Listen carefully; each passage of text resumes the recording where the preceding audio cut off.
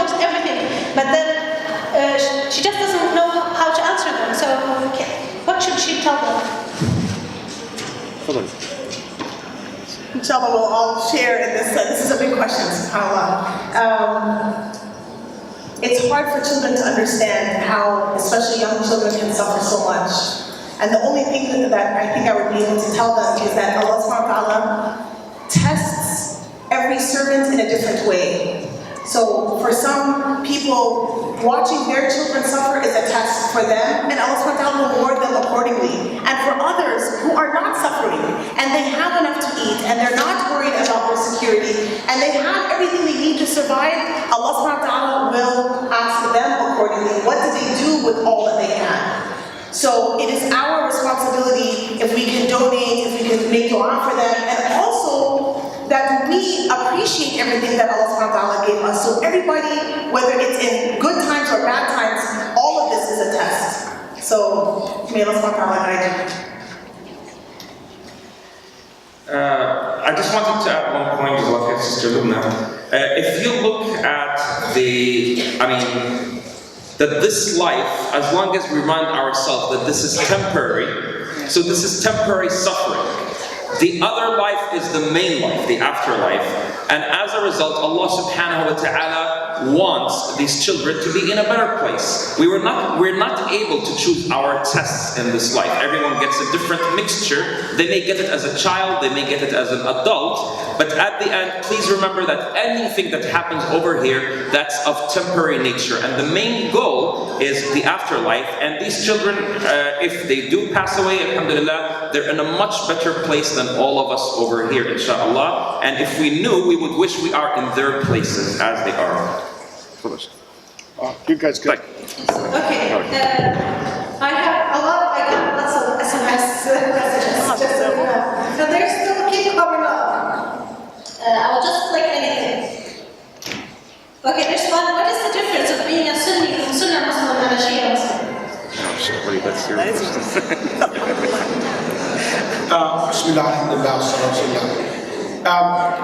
First of all, I would like to say that Allah subhanahu wa ta'ala has a wisdom by making us different.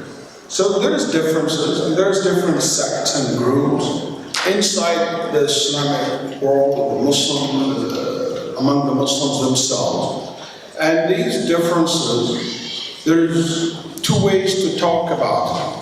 One is an academic approach, which is we teach in our classes when we talk about theology, we talk about what are the historical background behind the rise of the Shiism, what is the ideologies of the Shiism, what their fiqh are, what their theologies, and vice versa, the Sunni school.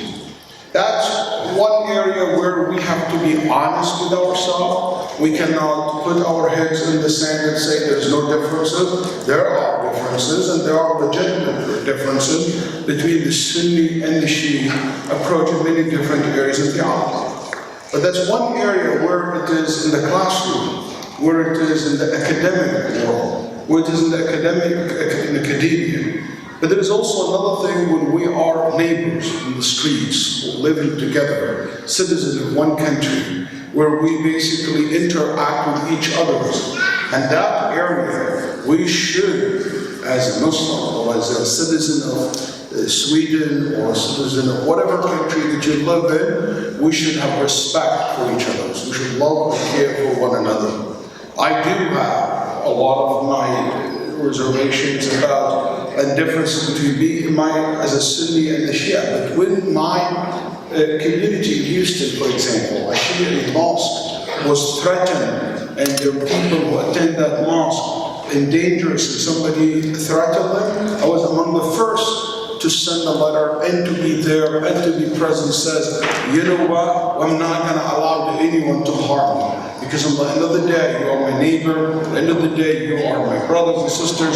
We live together, and whatever will harm you will go around and will harm me as well in return. So we have to differentiate between the two areas so we don't mix between them. So that's, as for the academic area or the academic approach, or I don't think this is the right place for it, but we'll be more than happy to discuss it. but I want you to differentiate between the two. Final point, one of my teachers once, once somebody asked him about the ibadis. Then he said, the ibadis in the book or in the street? So, this is sect as well. He said the one in the book or the one in the street. Because there is a difference between the one in the street, who's my neighbor, who's my friend, who's my family. It could be family, could be fellow, co-worker, The book's something different. So make sure we don't mix between the two. That's what I would like to say. Okay, inshallah, please, I want to answer as many questions as possible. Yes. We got lots of questions. I'm sorry, I don't think we will be able to answer them all if it's impossible. But inshallah, I will try to be, and please be as brief as possible so that we can answer as many questions as possible. Okay, this one question, I have been Muslim for a while now. I started thinking about the punishment in Jahannam, and I can't understand why Allah wants to punish us just for not believing.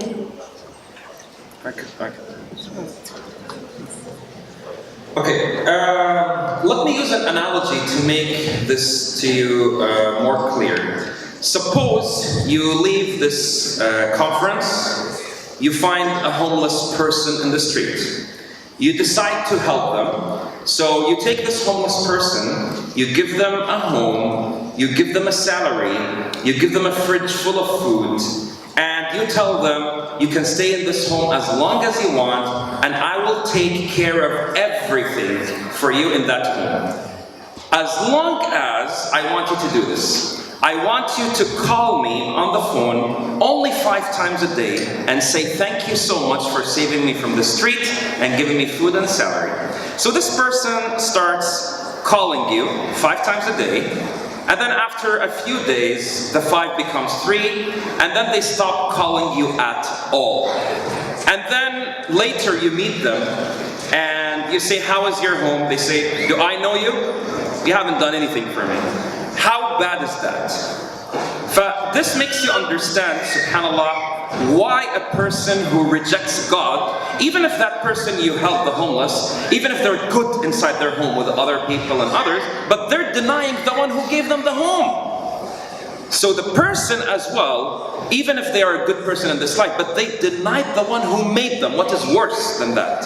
So as a result, this person, their deeds are rejected and they may be punished. But at the same time, we should know we cannot decide that on behalf of Allah subhanahu wa ta'ala, because some people did not receive the right information. Okay? And they died without receiving the right information about Islam, and they will be held accountable according to their own individual circumstances. So we cannot say everyone who disbelieves, we could say generally, everyone who, if a person disbelieves, they will get a punishment, but we cannot point at individuals and say this, because Allah subhanahu wa ta'ala is the only one who knows their own personal circumstances, and all we have to focus on is to showing them the path and making them understand that this path is the right one and is the most beautiful for them. Jazakallah.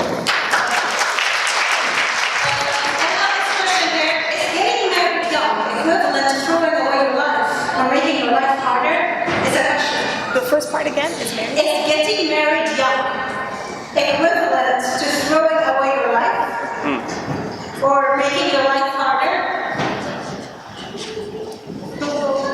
I can give a quick answer. Okay. Go ahead, fine. We will do quick answers until we have it. Okay, inshallah, it really depends on your situation. Sometimes this can be a very admirable thing to do because you really want to stay on the straight path and you don't want to go into haram, and you know that you have the means by which you can get married. So I cannot give a yes and no without your particular situation, so please you can meet us inshallah afterwards. But as a general note, you do want to make sure whatever you do in life, that you continue your education, that you do things that's going to allow you to have a successful life, so that you can not be always struggling and be stressed out, and you want to be able to set up for yourself a good life. So is the person that you're marrying, is he on the straight path? Is she on the straight path? Are you guys both working, wanting to please Allah subhanahu wa ta'ala? This is important. Do you have your parents' blessings? You want the support, the moral support of your parents. So these are all things that you need to take into consideration, and at the same time, are you continuing in your education? Because that's something extremely important that we have to set ourselves up for a good future. Okay.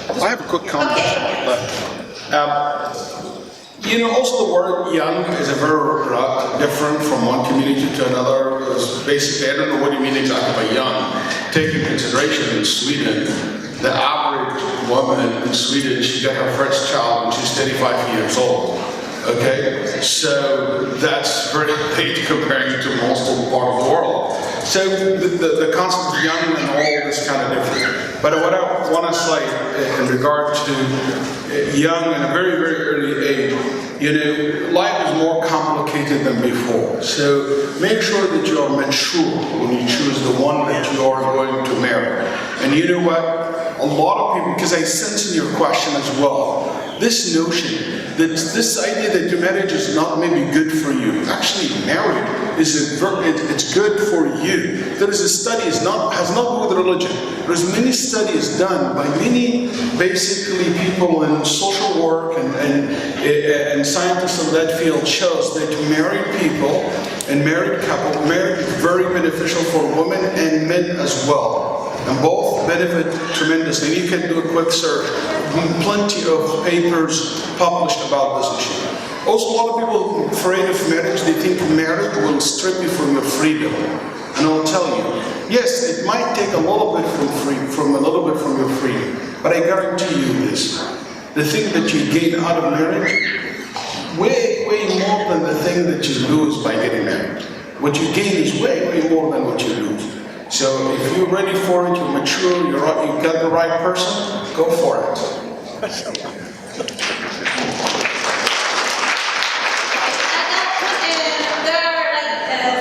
got many questions about mahram, and it's about traveling, and it's mostly girls that wrote it. So basically they said if I travel alone to another city without a mahram, is it allowed? Another thing, I didn't finish this, but other questions that's mahram related, if I go as a group of girls and we travel together, is it allowed or is it not allowed? So that's the question. For traveling without mahram, there is a debate between the Muslim jurists in this regard. Is a woman allowed to travel without mahram or not? And the debates exist. The vast majority of the Muslim scholars say she's not allowed to travel without mahram unless there is a necessity. Some said she is allowed to travel without mahram if there is just a need.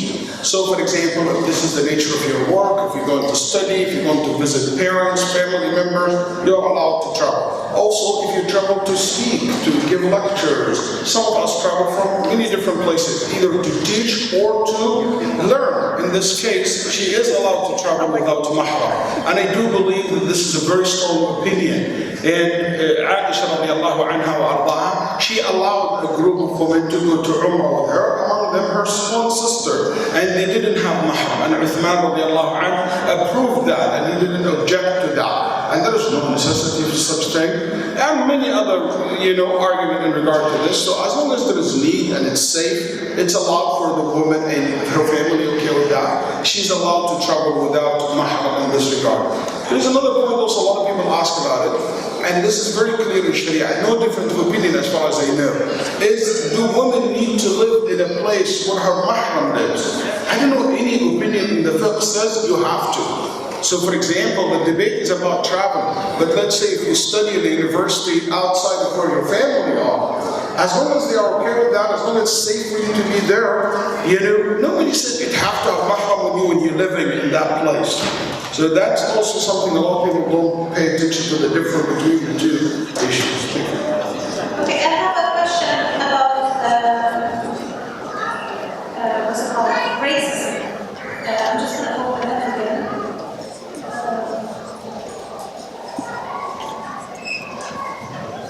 Something that I've noticed lately is that I don't talk about racism enough, considering how widespread it is around the world, especially towards black people, and even many others. Why is that?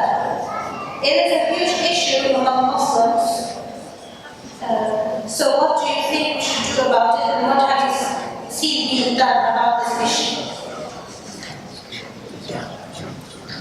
From Los Angeles. Bismillah wa salatu wa salam ala Rasulillah. racism is definitely an issue, and I think, I'm not sure if we had any of these lectures in this convention, but I know from time to time that we like to address it. It's not addressed enough, and I think this is something that as we grow and mature as a community, that we're able more and more to talk about these issues, and in a very real manner, to talk about why these things happen. It can be as very basic as, you know, not allowing children to marry from different tribes of the same culture. That's racism. It may be between, or that's a type of prejudice, I should say, not really racism, but, or not allowing very good prospective brothers that want to marry from another culture.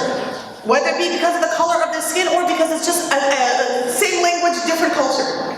So this is racist, and this is a problem. It's a problem in Europe, it is a problem in the United States, I know it's a problem in Canada, it's a problem everywhere. And we have to talk about it. And then of course we have colorism, and just the shade of your skin that people are judging you, and there are problems there. Sometimes we see that even within, whether people are helping out in the masjid or we see it in school. So it is something that we have to address. And I do believe that part of the solution is in being able in our communities to talk about this in a structured way, not just angrily, you know, but in a structured way, have youth group discussions, have discussions within the community, and talk about it openly, not only from an Islamic perspective, but also talk about facts, about maybe, you know, about some of the statistics about, you know, marriage issues or maybe crimes with racism attached to it. The more that we talk about it openly, the more we can address it. The more that it doesn't hide under the carpet or in the corners. Inshallah, I believe that this discussion is a first step.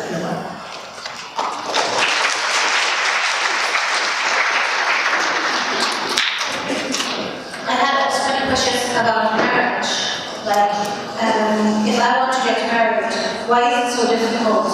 Or if I want to get married, what should I do? Like, as a woman, it's very difficult for me because it's like, usually people, it's the man that asks the woman for marriage, and then there's a problem. Why do I have to sit down and wait? Like, there are so many questions related to marriage and the whole finding the right spouse, and what should we do? How would we reach it, and how would we be able to find the right person for us? I don't know if you answered it a bit from the beginning, but if you can just, like, maybe everybody. Bismillah. Of course, the obstacles for getting married is, again, we have to look at the solution, and one part of the solution is education, because the problem now is that it is for example, our families or parents or our community that makes it really difficult to get married, either because they ask for too much, or they have very limited criteria. There is an interesting book called The Mathematics of Love, and it really shows you that if you have certain criteria, if you make it that difficult, your chances of finding someone maybe 1 in 10,000. Yeah? It has a very interesting concept about it. So I'm saying, first of all, we must educate the parents to remember our sunnah, to remember at the time of the Prophet ﷺ how easy he made the marriage by not asking for, or the teachings is not to ask for too much when there is, whether it's the mahar or the wedding, the financial aspect of it. And then also the criteria where people, for example, don't accept someone based on their, we were just talking about racism, based on their skin color. This is happening widely. Sometimes from the same country, but that person is not from the same village. And I've seen cases of this, or they go the extreme opposite where there is forced marriages as well. And this does happen. Yeah, it may not happen as frequently here, but it still does happen, and I've seen cases that happen. At the same time, what could we do about it? Try to increase, again, try to know, don't make one list of criteria. Make 2 lists. One is the must-have. Like the person, for example, must be praying. You choose your criteria. I'm not going to tell you what your criteria is. But the second one is secondary. Because otherwise, if you make everything must-have, you will really have a difficult time. And increase your geographical boundaries. This is the beauty of this religion, is that we are all one ummah. You don't only have to look in Stockholm, look around all of Sweden, look at your neighboring countries, look at around Europe, look around the world. And then you will find many candidates, inshallah. And for the sisters, Islam teaches you, you don't have to wait for someone to propose. Khadija radiallahu anha, when she saw that Prophet Muhammad sallallahu alaihi wasallam was a great person, he wasn't yet a prophet, but she saw he's a great person, and she sent someone she knows to talk with him. So the same thing, if you see someone in this conference who you see them, you like them, mashallah, you heard something good about them, go and let one of your friends or family members go and speak to them. Don't feel shy. I'm telling you, anyone feels shy, tell them, Brother Waleed told you this, okay? MashaAllah. Open it up. Waleed Abdul Hakeem. Sheikh doesn't want to get in trouble. And you know what? I came here the first time in 2014, and I said, inshallah, you must have a marriage booth in this conference. Now it's 2018, there is still no marriage booth, yeah?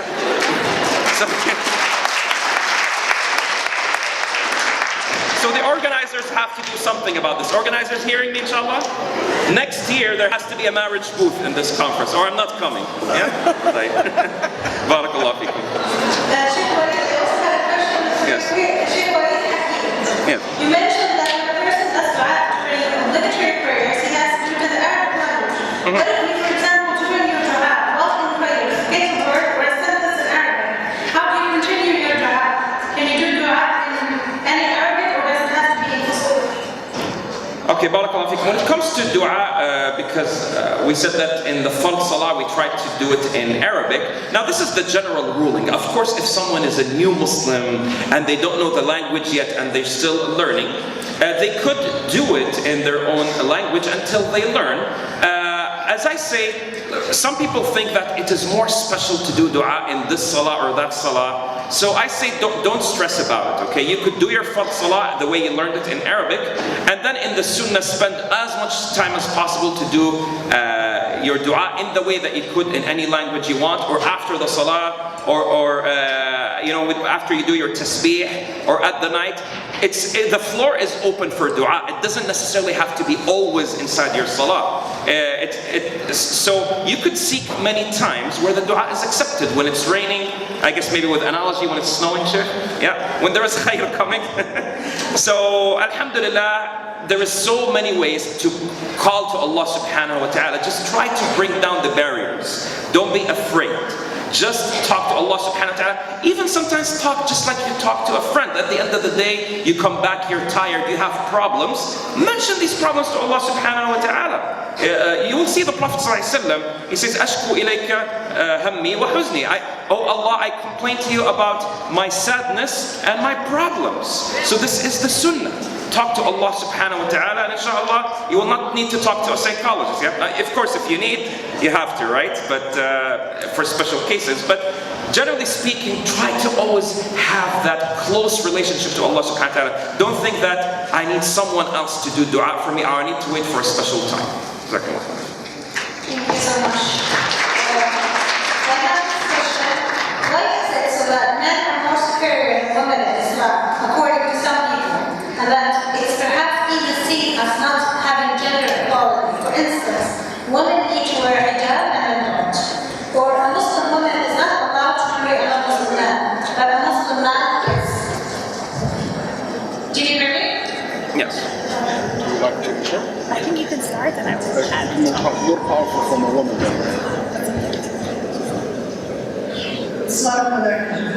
That's a very good question. And I'd like to start with a reminder, as Sheikh Waleed mentioned, that there's Islam as it should be, and then there is sometimes how people practice it, and this is not Islam. So when we find a preference, men over women, this is not coming from Islam. Allah subhanahu wa ta'ala says, Inna akramakum 'inda Allahi atqakum. That verily the most noble of you in the eyes of Allah is those who have most taqwa, those who have most God consciousness. He has created man and women physically differently, okay, emotionally differently.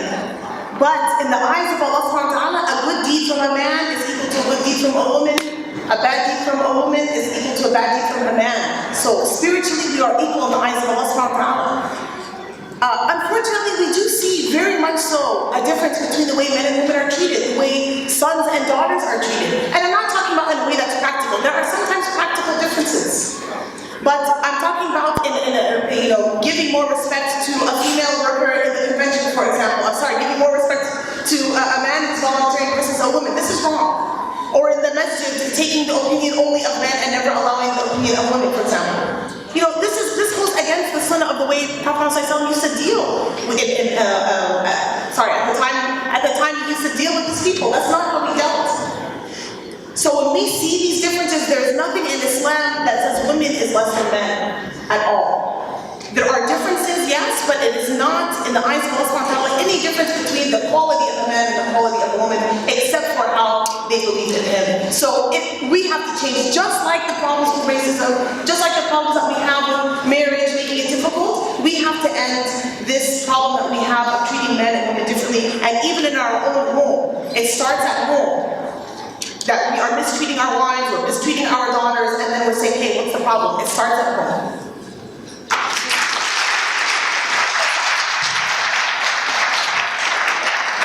I always believe any woman or when women say that they want to be equal to men, any woman strive for that, she lacks ambition.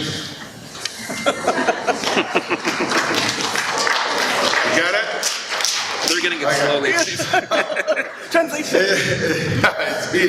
You should aim for something better than that.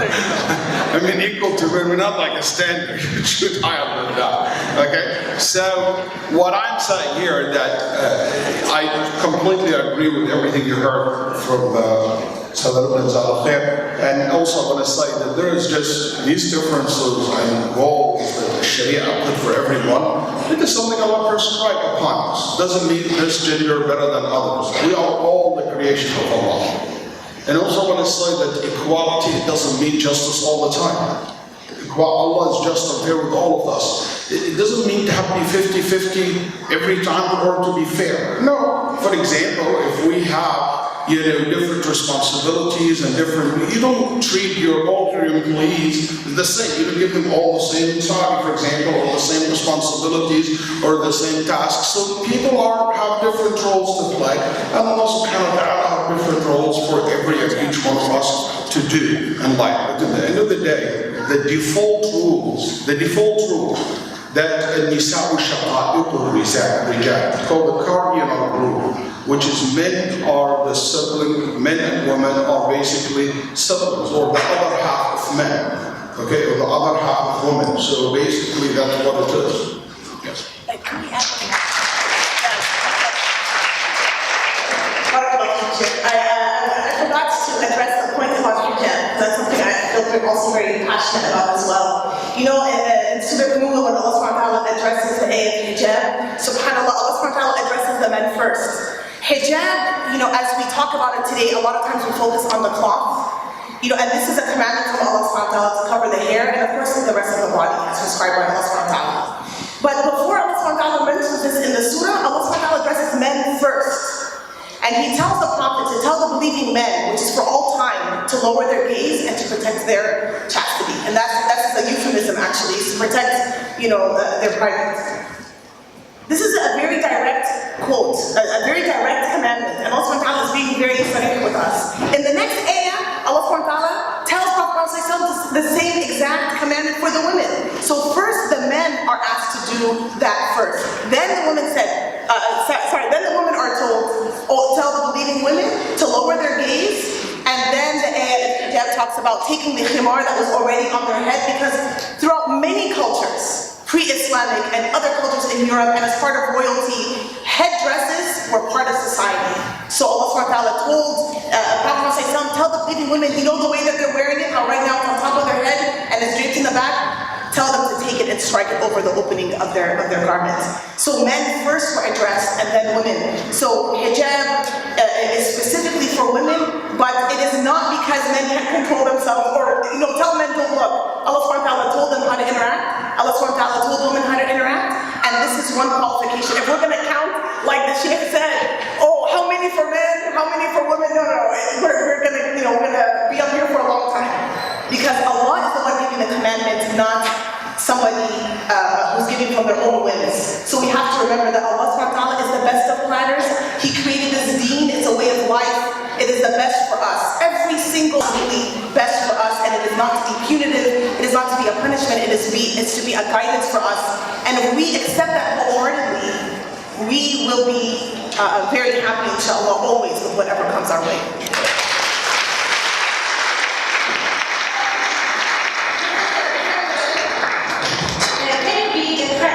And still be a good Muslim. Can You be depressed. Because it's all about what's it called? Psykisk ohälsa, sometimes in English. Yeah, I understand you. That's right, you have the double. You have the double. Can you have mental I can still know Swedish, 2 years in Norway. That's understandable. Can someone still have depression and be a good Muslim? I think that's one of the biggest misconceptions, really. Because sometimes someone has depression, they go to someone who has Islamic knowledge, and then they get the answer, just read some Quran and you should feel okay. And the person reads Quran, and they still don't feel okay, and then they start thinking, is there a problem with my iman or something? We need to understand something. Islam definitely will help you.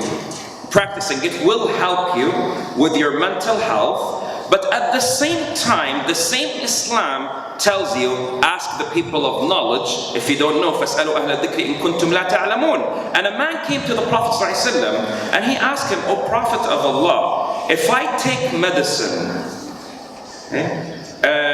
is this from the, subhanAllah, if I take medicine, would that change the decree of Allah subhanahu wa ta'ala? Would it change the predestination, the qadar? And then the Prophet ﷺ told him, it is from the qadar, it is from the predestination of Allah subhanahu wa ta'ala, meaning that you should seek the help with the professionals. There is many mental health problems now.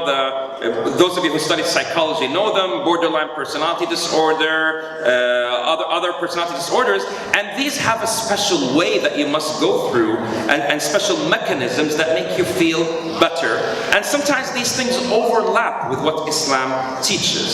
So the best treatment really is to combine what you have learned, and at the same time seek the people who are specialists in this, because sometimes it's chemical, and if it's chemical, simply trying to practice your Islam will not treat this. You have to take medication that would restore that chemical imbalance. You also have to learn coping mechanisms. People who had traumas in their childhood, these traumas need to be treated. They need to learn mechanisms of how to overcome this trauma. So please understand that there is no contradiction, and even if you're the most depressed person in the world, it doesn't affect how you're close to Allah subhanahu wa ta'ala. You should try to ask Allah subhanahu wa ta'ala for help while seeking help from the people who are specialized in this.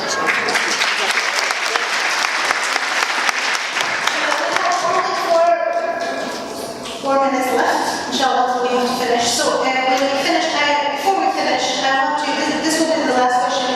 If you will give us some advice, each one of you give us one advice to us all here. And it was a question, it's not mine. Okay, Mike.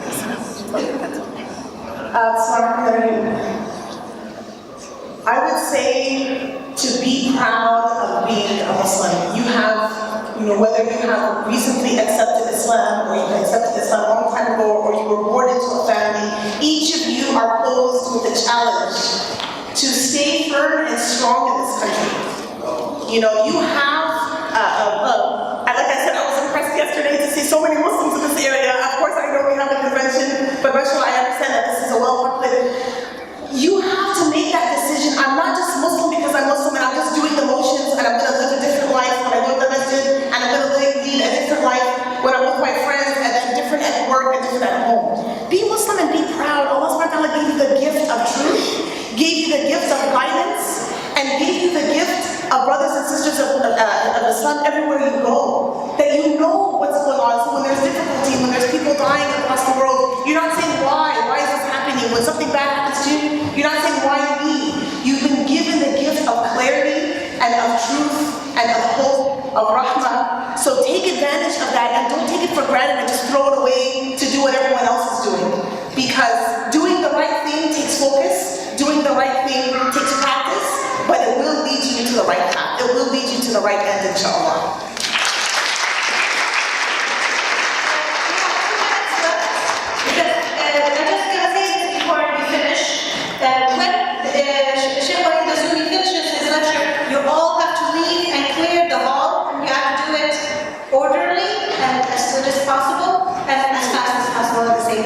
So that we can remove this wall.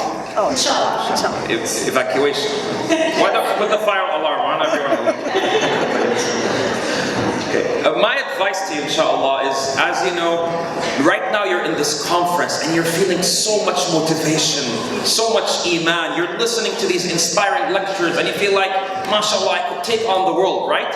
Don't wait until this motivation goes down. What you need to do, inshallah, I know some of you are taking notes, good, you're learning this information, but have a separate page called Action Plan. What do I want to achieve from now until the next year comes in the conference?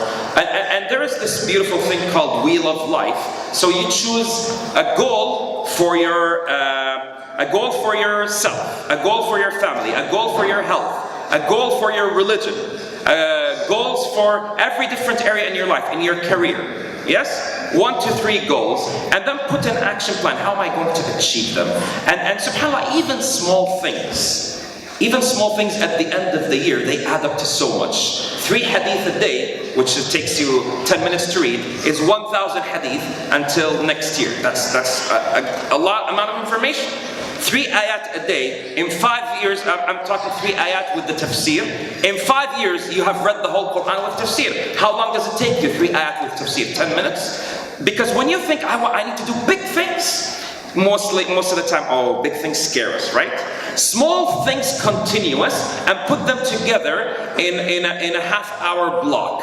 So my 3 hadith, my 3 ayat, my other motivational things in half-hour block, and then that way you achieve the success. When I started, some of you heard I've been to that many countries, I did not start saying I want to go to 100. It sounds very scary, right?